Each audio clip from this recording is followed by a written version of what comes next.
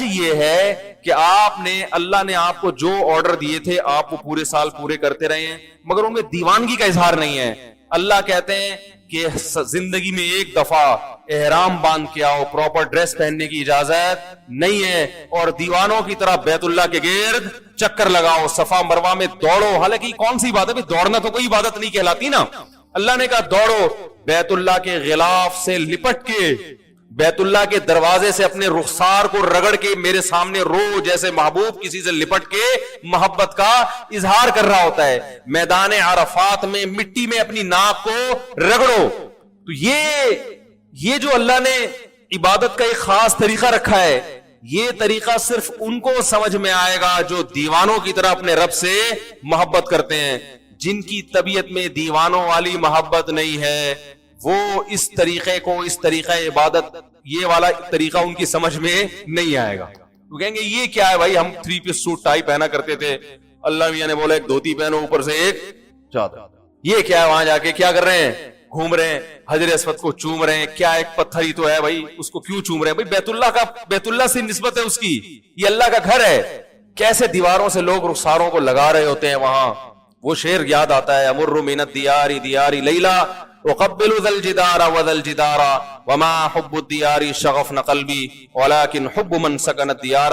جو مجنوں تھا نا، وہ لیلا کے گھر در و دیوار، اس زمانے میں محبوبائیں پردہ کیا کرتی تھی، ٹھیک ہے نا، ڈیٹ ویٹ کا سسٹم ایجاد نہیں ہوا تھا، موبائل پہ ایزی لوڈ اور یہ سب مس کالیں چلتی نہیں تھی. کبوتر بازی ہوتی تھی، وہ کبوتر لے کے آیا، وہ کبوتر باز کہیں اور بھی چلا جاتا تھا، ٹھیک ہے نا. تو بڑی پرابلم تھی. تو یہ جو مجنون ہے نا، یہ لیلا کے عشق میں کیا کر رہا ہے؟ اس کی دیواروں کے گرد چکر لگا رہا ہے، اور بڑے سخت پہرے غیرت مند مردوں کے، وہ نکلنے نہیں دیتے.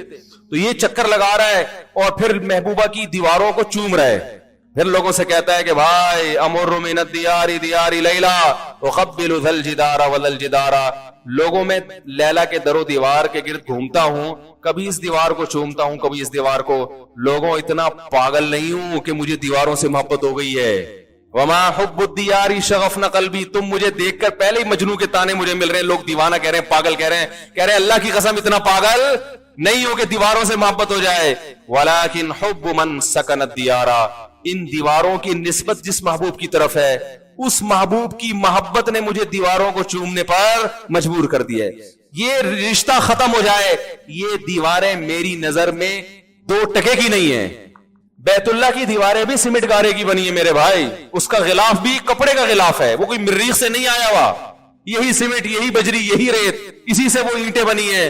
لیکن ان اینٹوں کو دیکھنے کے لیے، اس غلاف کو چومنے کے لیے، اس غلاف کے گرد طواف کرنے کے لیے ہم 6 7 لاکھ روپے خرچ کر کے جاتے ہیں. اور لاکھوں کے مجمع میں جہاں پھسلنے کا بھی خطرہ ہو، جان کا بھی خطرہ ہو، اس بیت اللہ کے گرد گھومتے ہیں.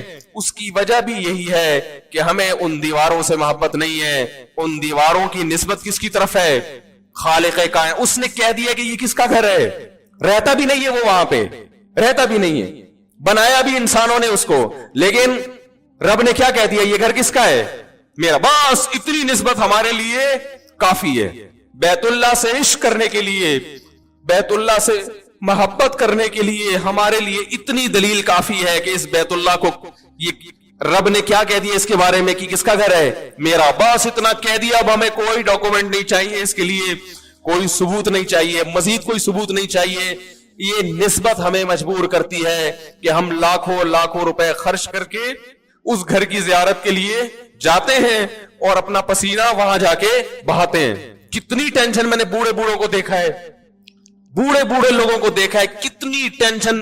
یہ تو آج بیت اللہ کی زیارت آسان ہو گئی. جب بیت اللہ کی زیارت آسان نہیں تھی، لوگ جب بیت اللہ پہ پہلی نظر پڑتی تھی بے ہوش ہو جایا کرتے تھے. اٹیک ہوئے لوگوں کو، موت ہوئی ہے لوگوں کی. تو یہ ابراہیم علیہ السلام نے اللہ کا گھر بنایا اور کیا اعلان کیا؟ اللہ اس ایسی زمین پہ گھر بنا رہا ہوں جہاں نہ گھاس کا تنکا اور نہ پانی، لیکن تو اس جگہ کو ایسا بنا دے کہ تہوی الیہ افئدۃ الناس، کہ لوگوں کے دل اس کی طرف لڑکنا شروع کر دیں. کوئی انٹرٹینمنٹ کی جگہ نہیں ہے وہاں پہ. مری میں ہوتا، سوئٹزرلینڈ میں ہوتا تو ہم کہہ سکتے تھے بھائی اصل میں تو سوئٹزرلینڈ ہے نام بیت اللہ کا لیا جا رہا ہے. دیکھنا کیا چاہتے ہیں مولانا صاحب؟ سوئٹزرلینڈ گھومنا چاہتے. اللہ نے ایسی جگہ بنایا سنگ لاخ پہاڑ, یہ تو اب آباد ہو گیا, ورنہ تو آپ جہاز میں دیکھتے ہوں گے چٹانے, خوش سنگلاخ چٹانے.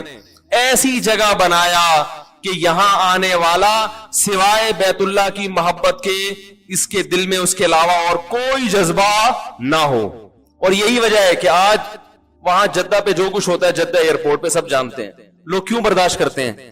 کسی اور ایئرپورٹ پہ اتنی سختی ہو اور یہ کچھ ہو, لوگ اس ملک میں جائیں گے؟ چھوڑ دیں گے. یہ بیت اللہ کی محبت ہے جو لوگوں کو کھینچ کے لاتی ہے. تو اللہ نے حج کیوں رکھا ہے؟ دیوانگی کے اظہار کے لیے. نبی صلی اللہ علیہ وسلم نے فرمایا ذاق طعم الایمان من رضی باللہ ربا وبالاسلام دینا وبمحمد صلی اللہ علیہ وسلم نبیا. اسلام کا ذائقہ چکھ لے گا وہ شخص جس نے اللہ کو اللہ مان لیا, نبی کو نبی مان لیا, اور اللہ کی کتاب کو کتاب مان لیا.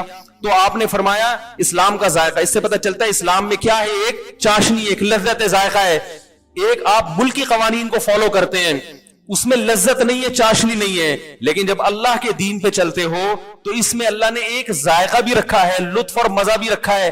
لیکن یہ لطف اور مزہ صرف انہی کو محسوس ہوتا ہے جو اللہ کو اللہ ہونے کے لحاظ سے راضی ہو جاتے ہیں اور اس سے محبت کرنا شروع کر دیتے ہیں.